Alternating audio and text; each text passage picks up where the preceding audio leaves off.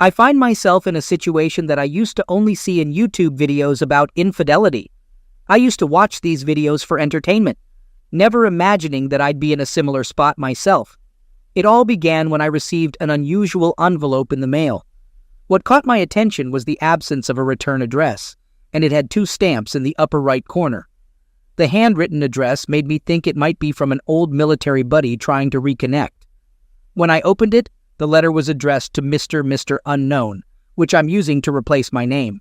Here's what the letter said. Dear Mr. Unknown, I'm sending you this anonymous letter to let you know that your wife has been having an affair with Mr. Bossman, who is involved with multiple women. I read the letter multiple times. The author wanted to remain anonymous and wanted me to know that my wife was having an affair with her supervisor. The mention of multiple women likely meant that the supervisor was involved with more than one woman. I had seen her supervisor once when I dropped my wife off at work.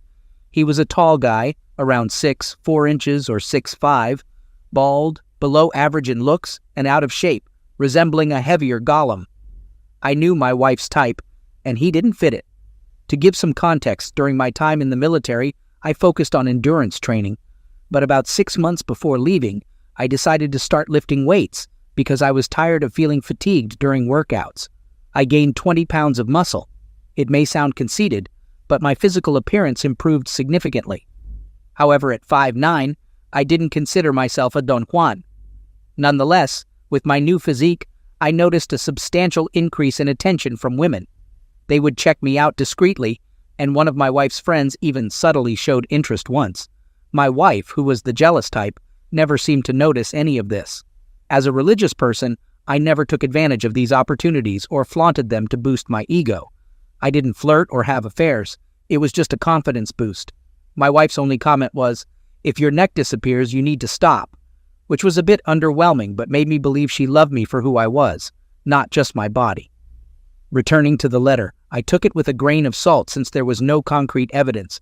Confronting my wife wouldn't help because if she denied it, what else could I do?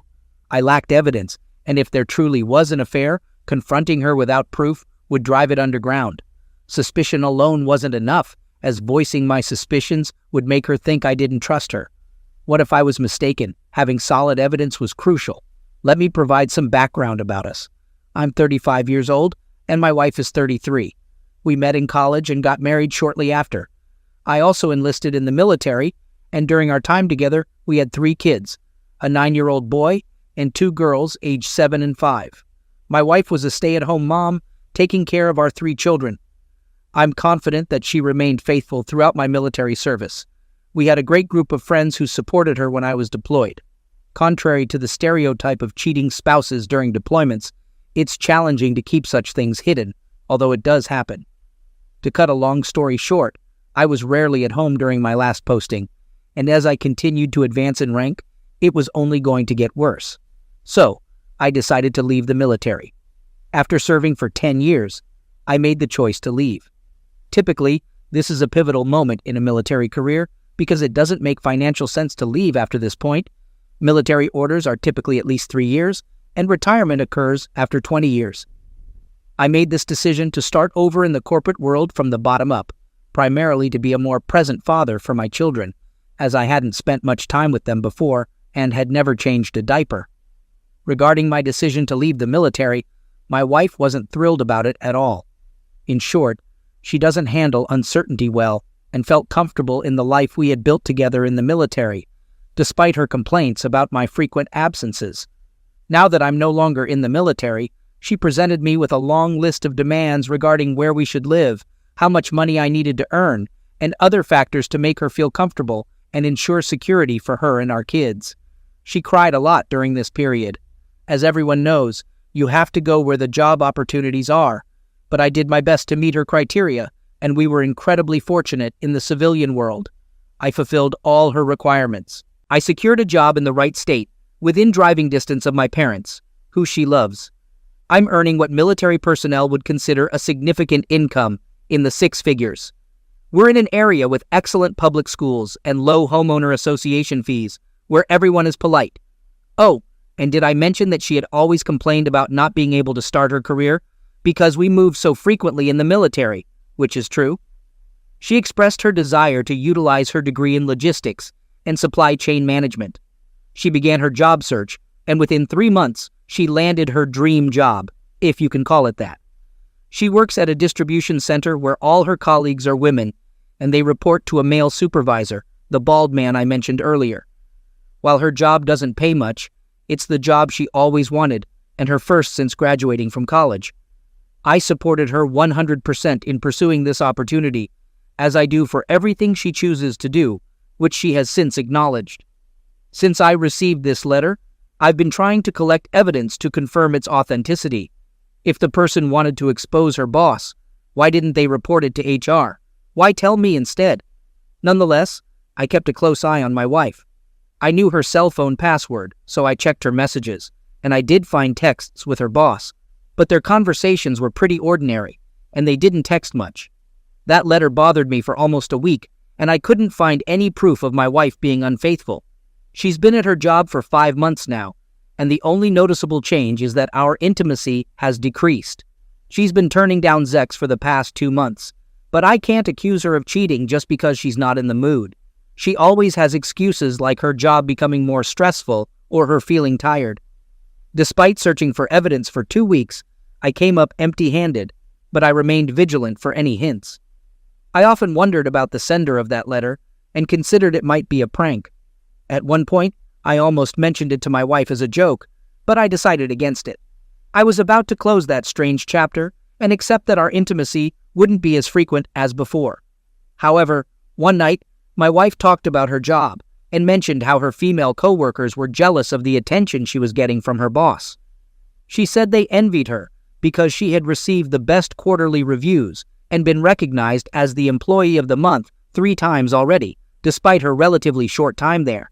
She was genuinely excited about the recognition, and initially, I was happy for her since she hadn't experienced a real job before. But that letter kept coming back to my mind. For some reason, her statement sparked my curiosity. I wondered, could it be that one of her coworkers is so jealous that they sent me that letter? And more importantly, why were they so envious of her recognition? While it's common for women to be jealous of each other, this seemed a bit extreme.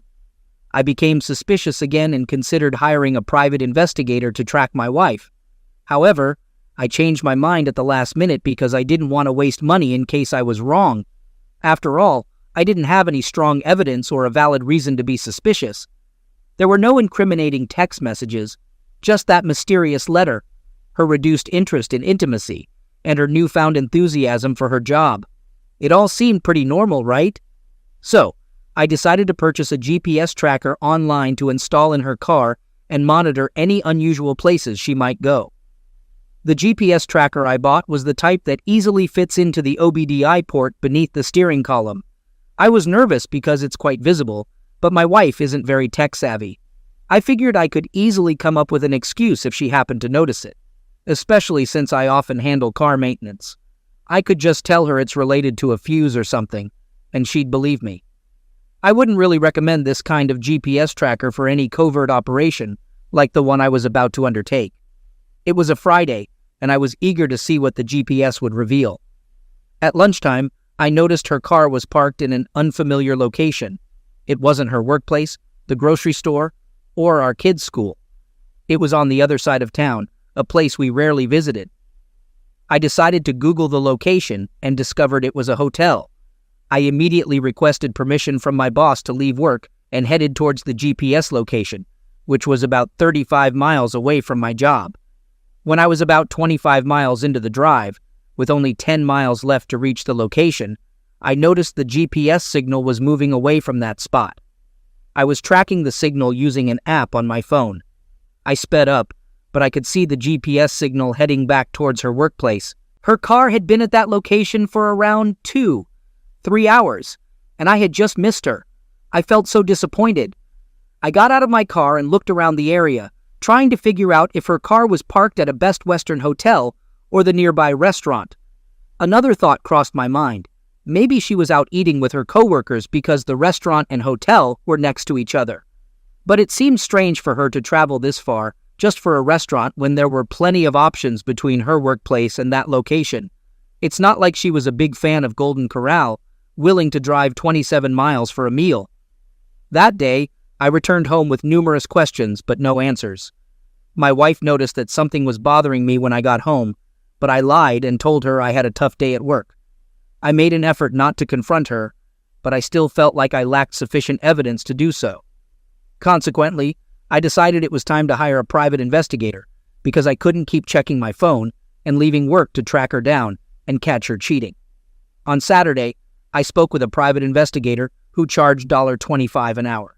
He wasn't a licensed investigator, but rather a person with a good camera phone whom I found on Craigslist. I agreed to pay him to follow my wife during her lunch hours.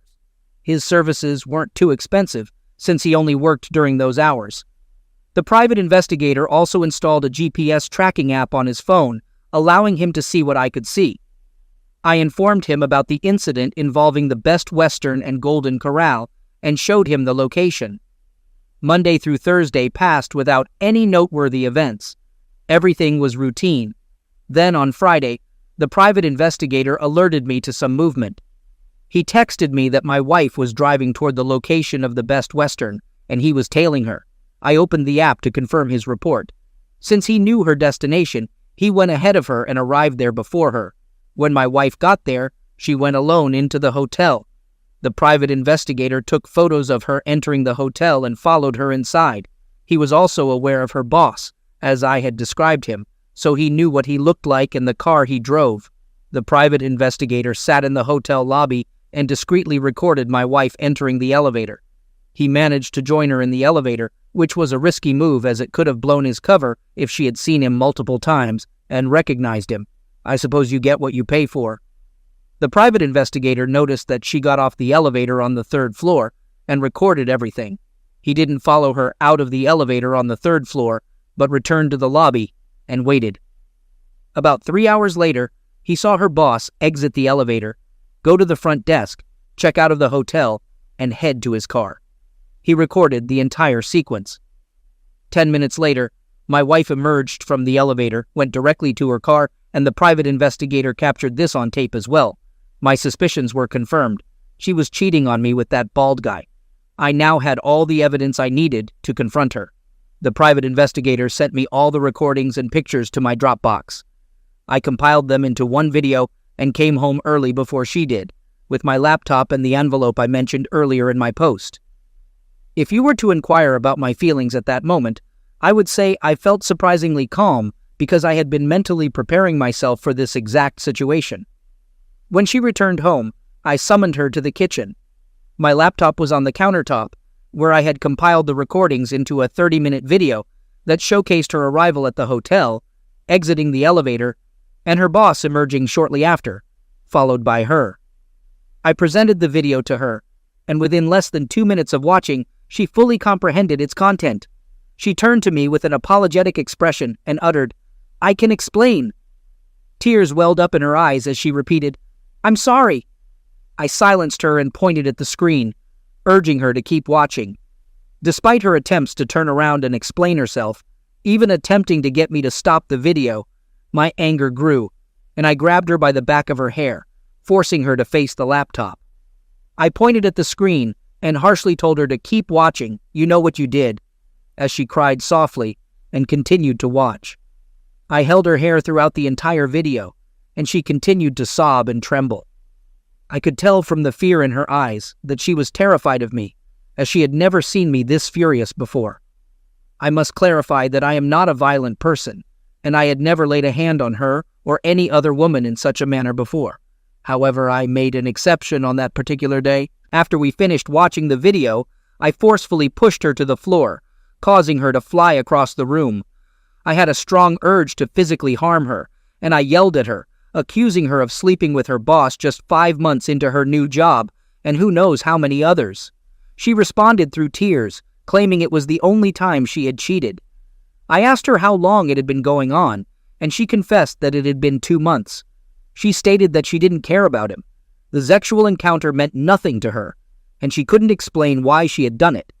I yelled at her, demanding that she start talking, or I would resort to violence. She confessed to everything, admitting that she wasn't genuinely attracted to him, but because other women were interested in him, she wanted him too, almost like it was a competition. I believe it had to do with him being the male boss in a predominantly female workplace. According to her, he was involved with other women as well. I couldn't comprehend how my once beautiful wife was involved with this guy who resembled Gollum. She was doing so merely because other women were interested in or already involved with him. It seemed like she had forgotten that she was married while engaging with this guy and denying her husband intimacy. What kind of world were we living in? It appeared that she was with him more out of competition than anything else. I was extremely upset, and words couldn't express it. I felt like my previously pristine image of my wife had been tarnished. That night, I called her derogatory names and told her I didn't want to see her again. I kicked her out of the house because I couldn't stand the sight of her, and she went to stay with a friend. That night was incredibly stressful because I had to feed and put my kids to bed, and I didn't know where anything was in the house. I was running around like a headless chicken, trying to resist calling my wife because my 5-year-old was crying. My wife had always been the stay-at-home mom and more involved in my kids' lives than I was. I was the breadwinner, and she was the homemaker. I thought we made a great team until now. She had destroyed everything because she was trying to compete with other women, disregarding the fact that she was married. She displayed very immature behavior. According to her, the female employees working under this guy, Gollum, were throwing themselves at him, even those who were married. It was a competition among grown women, married women, which was baffling to me.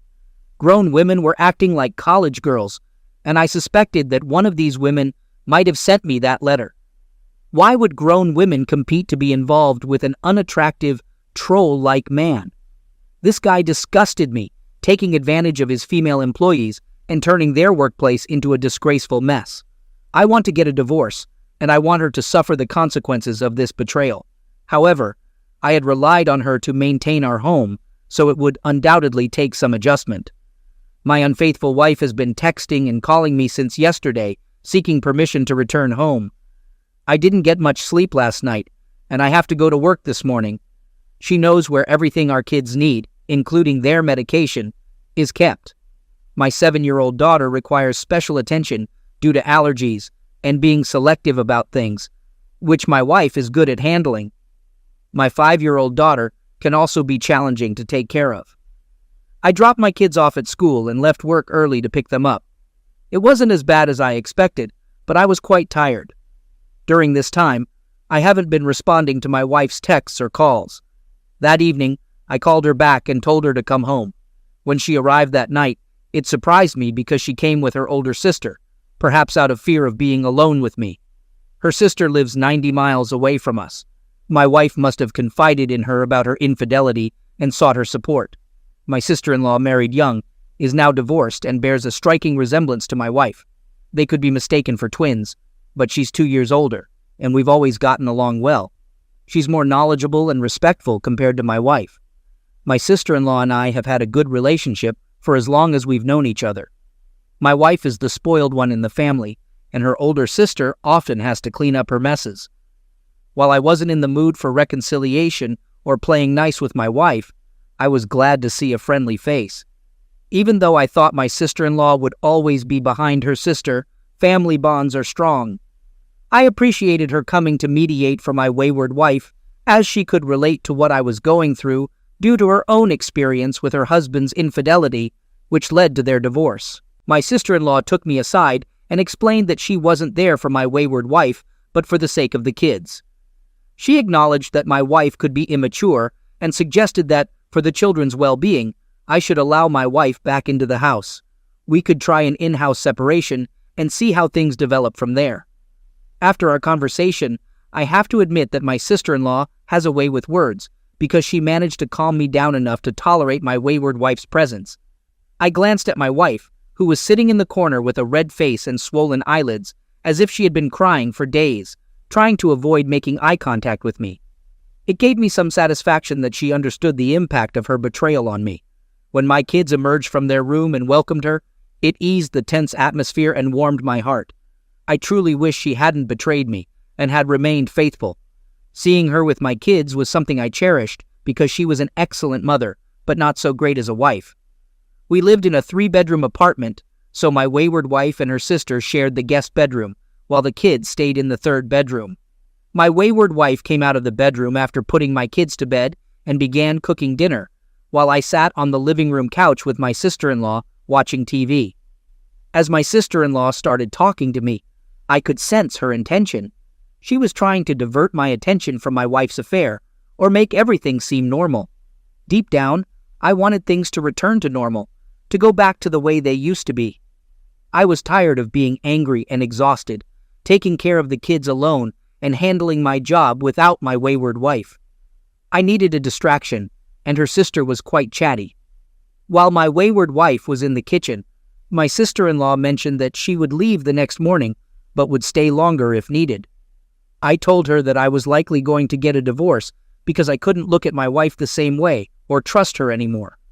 My sister-in-law understood and didn't try to persuade me otherwise. After my wife finished cooking dinner, she served both of us without making eye contact or saying a word. The next morning, my sister-in-law departed, and we continued with our daily routine. I still wasn't speaking to my wayward wife, and she didn't seem to be getting ready for work that day, but I didn't inquire about it. In the afternoon, I consulted a divorce lawyer to explore my options. The lawyer mentioned that based on my wife's income, I might have to pay alimony and child support. It seemed absurd because she was only earning $45,000 a year, and she had cheated with her boss. Cheating with a superior, especially when in a committed relationship, is never acceptable. Perhaps her newfound financial independence, as it was her first job since college, had played a role in her actions. However, she had clearly taken it too far. I didn't have an issue with providing alimony and child support, as I had essentially done that during my military service when I earned less. It wasn't about the money, it was a matter of principle. If she could cheat on me with her first career boss, what would stop her from doing the same with another person in authority in the future? When I returned home that night, I spoke to my wife for the first time since D-Day. She had written a letter that she wanted to read to me. She explained that she wanted to express her thoughts without getting emotional. As she read the letter, all she said was how sorry she was. She carefully avoided mentioning the Gollum guy and simply apologized for betraying my trust and behaving immaturely. She expressed her desire for us to stay together and her willingness to do anything to repair our marriage. Surprisingly, she also mentioned something unexpected. She said I could sleep with other women if I wanted to. This revelation caught me off guard because my wife had always been the jealous type. I doubted her sincerity and told her that I didn't need her permission to be with other women because she had forfeited the right to have an opinion on that matter. I believed she was using this offer to manipulate me and alleviate her guilt if I acted on it. I interrupted her and clarified that I had no interest in being with other women, and if I were, I wouldn't have married her in the first place. This made her burst into tears, but I insisted that she hadn't explained why she had deceived me for 2 months. It wasn't a one-time mistake. It was premeditated and deliberate. She planned to go to the hotel and engage in a secret affair with this disgusting guy, risking a lot for what? I informed her that we were getting a divorce, and my mind was already made up. I added that despite her physical attractiveness, I couldn't stand sleeping with her or having her near me. She kept asking, "Why are you being so cruel to me?" I had spoiled my wife, treated her like a princess throughout our relationship, never raised my voice, always pampered her, allowed her to make all the rules at home, and gave her control over our household. She had grown accustomed to it. I treated her well and never mistreated her. Perhaps that's why she ended up with the first guy who ordered her around, thinking I would continue being the same nice guy even after she had an affair with her boss. It's unbelievable. And there's more. She also informed me that she had quit her job because she couldn't bear being there and seeing her former boss's face. She said she had everything with me but managed to throw it all away because she thought she could fit in with her coworkers. She claimed she wasn't sure how it had escalated to sexual interaction. Despite my disgust at the thought of her boss, I couldn't shake the question of how a guy who looked like a Gollum could seduce a woman as attractive as my wife and make her forget her vows. I questioned her persistently, wanting to know why she had fallen for him. She struggled and stumbled over her words while attempting to answer my question. She admitted that she had been grappling with the same question herself, trying to understand how she had become involved with this guy and why she kept going back for more. She emphasized that it wasn't even because the Zex was enjoyable. She sarcastically remarked that it certainly wasn't about his looks. The only reason she could come up with was a combination of several factors. He was skilled with words and very articulate. He always seemed to have the right response at the right time, as if he had the answer to every question. His position of authority played a role because the fact that all the girls looked up to him and tried to impress him made him appear more attractive. While the reasons she provided seemed nuanced and well thought out, all I could think about was how much I would enjoy disrupting this Gollum guy's party over there. I informed my wayward wife that I intended to expose him. At this point, my wife expressed a willingness to do anything to make me happy, even if we were heading for divorce. She couldn't stand seeing me upset with her. I told her that I wanted to expose the Gollum to his spouse. I explained that, although she had been foolish to let this guy take advantage of her, he needed to be exposed, and it was time for me to seek revenge against him for destroying my family. My wife disclosed where he lived and his wife's name. I asked her how they had been communicating without using text messages, and she revealed that they had been using her work email messenger. I pressed my wayward wife to log into the work messenger and show me the messages. She hesitated and believed it wouldn't be a good idea because it would only further aggravate me. She also expressed fear that I might harm her if she showed me the messages. I continued to insist, but she insisted that since I had decided to proceed with the divorce, she would show me the messages when it was finalized, and we were separated. A few days later, I managed to locate the Gollum's wife. By the way, the Gollum was 51 years old, and his wife is 48. I conducted a background check on him to find out where he lived. He had 4 children, with the youngest being 12 years old. I made an additional copy of the video and saved it on a thumb drive. Then, I went to the Gollum's house when I knew he was still at work, probably involved with another one of his employees. I knocked on his door and his wife answered. I believe she was the only one home at the time. I explained my story to her and handed over the flash drive containing the evidence, along with the anonymous letter that had been sent to me. She revealed that she had received a similar letter and confronted her husband about it. However, he denied any wrongdoing and accused the women at work of being lazy and hating him because he insisted they do their jobs properly. He had convinced his wife that these women were trying to destroy his life, and she believed him. She had never considered hiring a private investigator or suspected anything was amiss. The Gollum's wife was very grateful for the information I provided, and I left her my contact information as well. She expressed her thanks for my service to the country, and we said our goodbyes. I'm not certain if they ultimately got a divorce or separated, but at least he now knows that I'm aware of his actions. Last week, I submitted all the evidence I had to the HR department. I spoke with a lady on the phone, and she invited me to come by in person. During my visit, I provided another flash drive containing evidence and a statement from my wayward wife, admitting her affair as the reason for her job resignation. I believe this should be sufficient to get him fired from his position. Before leaving the job site, I decided to pay the Gollum a visit. After exiting the front lobby where the HR office is situated, I went around the corner to the docks area where the 18-wheelers are unloaded. It wasn't a very secure location, and one of the side doors was unlocked, allowing me to slip inside the building. Although I wasn't familiar with the layout, I knew the Gollum's name, so I asked an employee who directed me to his office. While walking through the warehouse, I noticed that the majority of the workers there were females, including the forklift drivers. It seemed like this company had a policy of hiring predominantly female employees. Although there were some male workers, they were few and far between. As I approached the direction of the Gollum's office, I saw him exiting one of the offices. I was about 50 feet away when I called him by his name. He turned toward me, trying to identify who I was.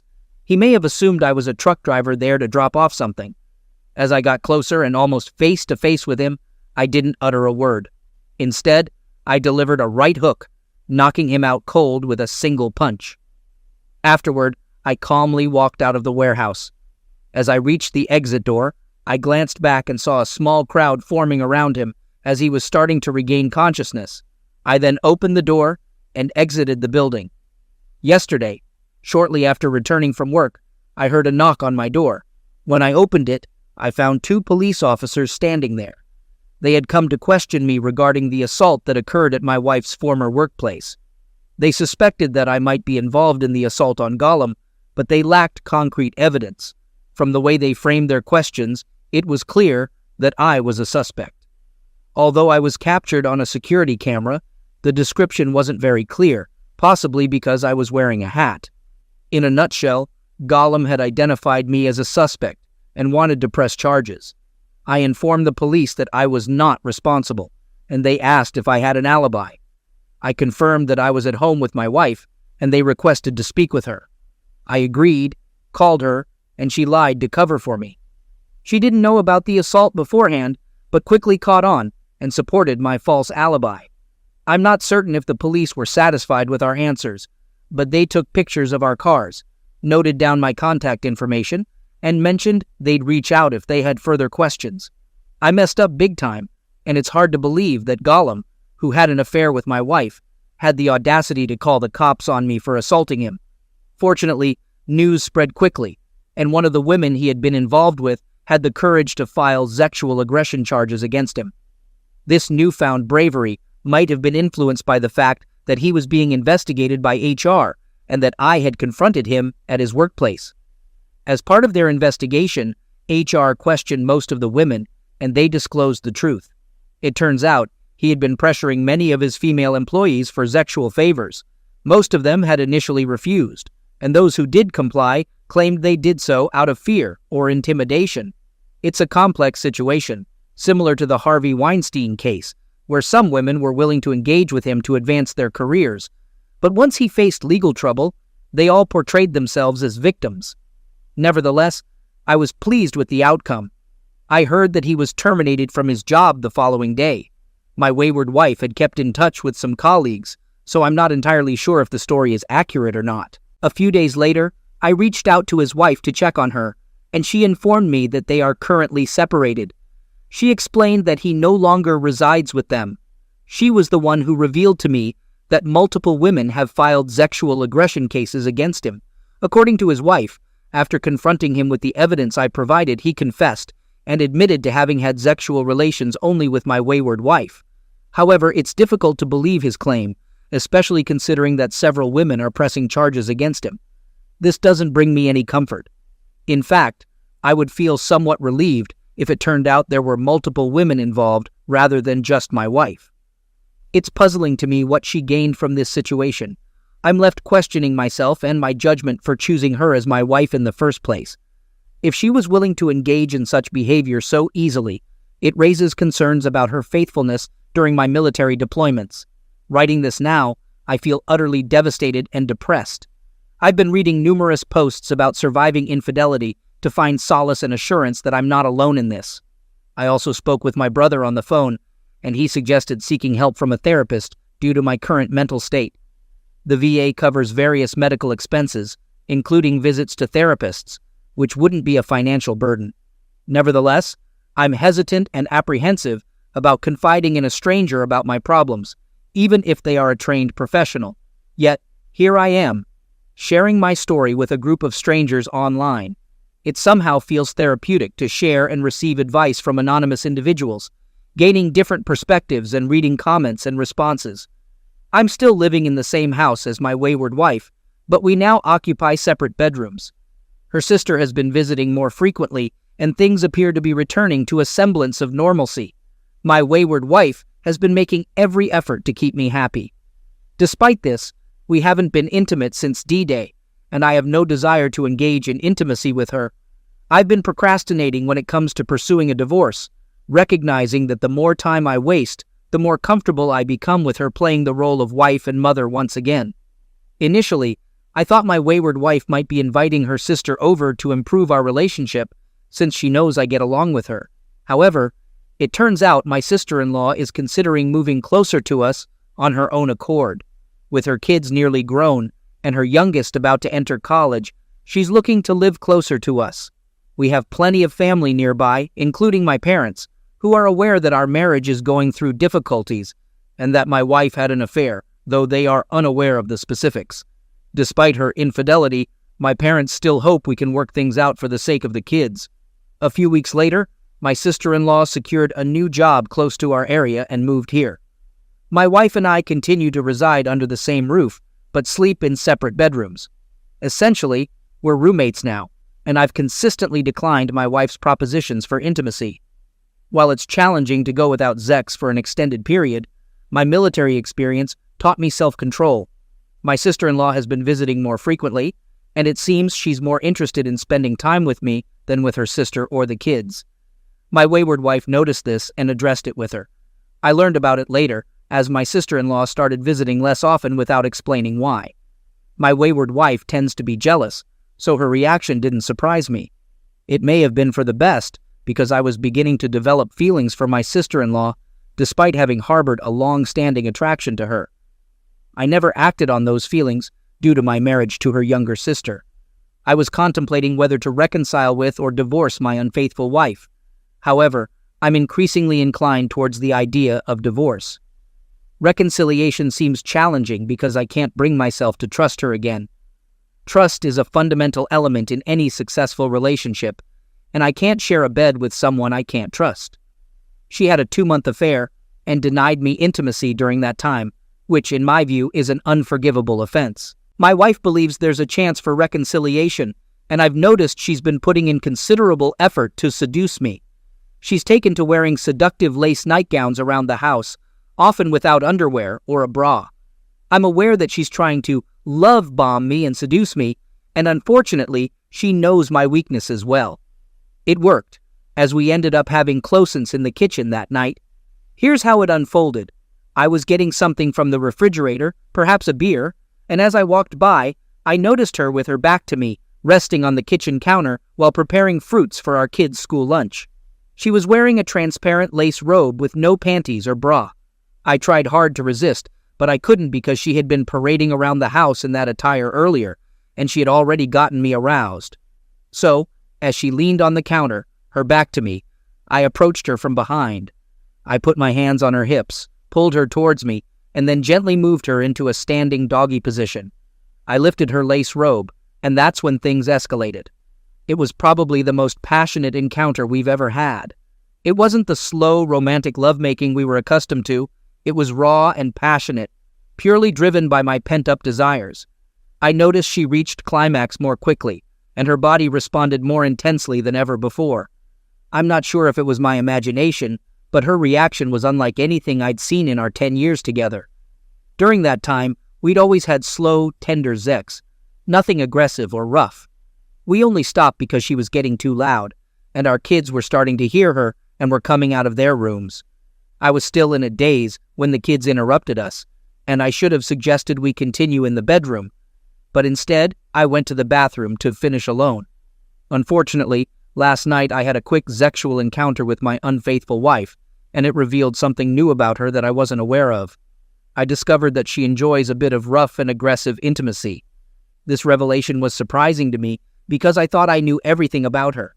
Before meeting her, I had limited experience with women, and I remained faithful to her throughout our marriage. It felt like I had married a stranger. In our usual marital intimacy, I let her take the lead, paying close attention to her desires. I've read books on how to please a woman, and most of them emphasize listening to her body's cues. Even the late Bernie Mac had a comedy skit about that. I felt like I had been engaging in conventional sex throughout our marriage, which might not have been what she truly desired. Last night, I took control and did what I wanted, disregarding her preferences, and surprisingly, she responded positively and reached climax faster. What troubled me the most was wondering what else I didn't know about my wife. I began to question myself, wondering if it was my fault that she cheated. Perhaps if I had been more assertive and rough in bed, she wouldn't have strayed with the first guy who took charge. Maybe that's what she craved, her fetish, and I failed to recognize it until now. I felt like all the marriage advice I had read was either inaccurate or didn't apply to her. Last night, it seemed like her body responded to my dominant approach, and my self-focus, disconnected from her desires, led to her heightened response. Maybe she enjoys being controlled, wanted someone to give her commands. I had always been taught to be polite and gentle with my wife, likely reading the same books on intimacy that my priest did. I'm starting to think that her infidelity may have been due to my ignorance about certain aspects of her desires. I really wanted some guidance on this, but I have no one to turn to for such questions. Outwardly, I may appear as the strong, aggressive military guy, trained for combat, but when it came to my unfaithful wife, I turned into Mr. Soft and gentle, letting her take control of our household and even our finances. It's becoming clear to me that I relinquished my power in this marriage, both inside and outside the bedroom. Recognizing my shortcomings is crucial because if I don't, I risk repeating these mistakes in future relationships. Even though the impromptu, intimate encounter with my unfaithful wife was a mistake, it shed light on our relationship. I now believe that because I failed to assert myself both in public and private, my wayward wife took the opportunity to explore being controlled. I couldn't help but think that this might not have been her first experience of this kind. Some individuals on this platform suggested that I should undergo STD testing and consider paternity tests for my children, which is a sensible idea. My kids strongly resemble me, so I find it hard to believe they aren't mine. I used to be confident that my wife didn't cheat on me while I was in the military, but not anymore. These past few weeks have taught me that I don't know as much as I thought I did. I mean, if I hadn't received that letter about her infidelity, she might still be involved with Gollum to this day. I often wonder if his assertiveness played a role in her continued attraction to him. Yesterday, I took an STD test, received the results the same day, and fortunately, I tested negative. Additionally, I decided to go through with the paternity test, as many of you suggested. I collected saliva swabs from 3 of my children for this purpose, all without my wayward wife's knowledge. I'll receive the paternity test results in about 4 weeks. I'm not overly concerned about the paternity test results because I believe my kids are mine, and the timing of their conception aligns with when I was at home. During my time in the military, we lived in on-base housing provided for married service members.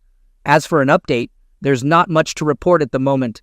I'm still contemplating moving forward with the divorce. My lawyer has drafted the separation agreement, and it turns out that I will be required to pay her alimony. This won't be much different from our current arrangement, as I've been providing her with financial support since she was a stay-at-home mom. Currently, we're on speaking terms, but sleeping in separate bedrooms, essentially living as roommates. We haven't engaged in any intimate activities since our unexpected encounter on the kitchen counter. She's been making efforts to win me back, but I've been avoiding her, staying out late, hanging out with friends after work, and sometimes not even returning home. She calls my cell phone to check on my whereabouts, but I choose not to answer. She's noticed that I'm emotionally distant and feel that I've mentally checked out of the marriage. I should have initiated the divorce process weeks ago, but I'm hesitant due to my aversion to change. I'm also concerned about managing my demanding job while sharing custody of the children. When we do separate, I'll likely aim for a 70-30 custody arrangement in favor of spending more time with the kids. I adore my children and cherish every moment with them. They often prefer to spend more time with me than with my wayward wife because I tend to indulge them, buying them presents and being lenient, while she takes on the role of disciplinarian. I occasionally hide the gifts I purchase for my kids to avoid my wayward wife's scrutiny, although she usually discovers them eventually. I am the primary breadwinner, and she has been the homemaker, and this arrangement has worked for me. The police haven't contacted me yet regarding the assault, and I hope it remains that way. I've heard that a civil case has been filed against Gollum, but I'm not sure if he's in jail or what happened to him. Apparently, before I intervened, none of these women thought it was a good idea to report him to the HR department for sexual aggression or a similar offense, maybe because they felt their voices wouldn't be heard. I suppose my actions of confronting and humiliating Gollum gave them the courage to stand up against him. Yesterday, I received the paternity test results, and they confirmed that all 3 kids are indeed mine. Thank goodness for that. It looks like I'll be proceeding with the divorce. As I mentioned earlier in this post, I have no qualms about financially supporting my wayward wife. I had informed her beforehand that I would be serving her with divorce papers, and she cried, but she understands there's no turning back. Despite all the embarrassment and pain she caused me, I genuinely wish her well. I have no doubt that she will find someone else soon because she's still a very attractive woman. However, it's the end of the road for both of us. In our conversation before serving her, we discussed her future, and she mentioned getting a part-time teaching job to keep herself occupied. We agreed that I would continue to provide her with an allowance of $3,000 per month, including child support, so the money will be for her and my kids. I've heard that it might not be a wise idea to avoid the legal system, but I have reservations about having more government involvement in my paycheck. Finally, we completed the divorce agreement with both our lawyers present. It was an amicable divorce, and I hold no grudge against her. She clearly regrets her actions and took responsibility for them. I've forgiven her for the sake of my kids, but I'll never trust her or consider reconciling. I recently found a nice 2-bedroom apartment in a good area of town. There are plenty of beautiful women around, and I never had the chance to date since my wife was the only woman I'd been with. It's not as easy as it seems to muster the courage to ask a girl out, because I've never really learned how to date, but I'm still an attractive guy, and women do check me out from time to time, so I like my chances. One more thing, my sister-in-law has been visiting my apartment more often now that I'm no longer living with my wayward wife. It's clear that she's attracted to me, and we've been spending more time together. I don't know where this is headed, but I'm not interested in dating her, and I think she understands that. Nonetheless, we both enjoy each other's company,